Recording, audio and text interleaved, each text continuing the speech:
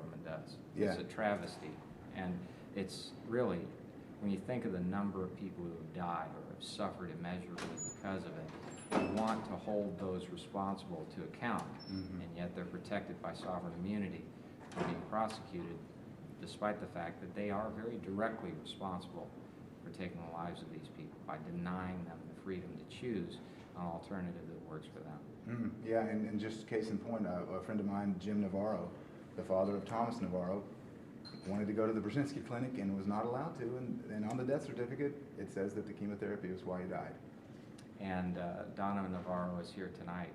We're honoring her for her struggles and that great movie that documents the life of her son, Thomas. That Poison and Burn. Yeah, that is just a horrible, horrible example of how government can very directly and horrifically affect the lives of people. And in their case, it was just so tragic.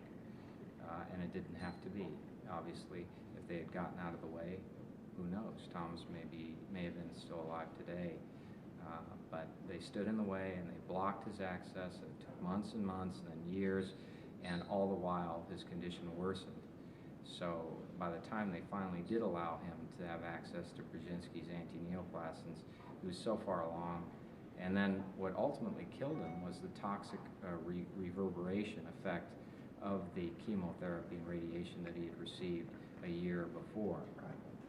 It's just so horrible. And his parents knew that that would happen.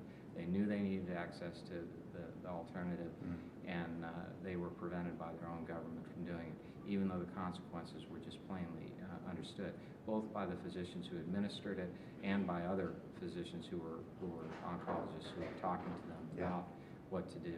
So. Yeah, as a matter of fact, they told me that the oncologist told them before the treatment they knew it wouldn't work, but they did it anyway. Right.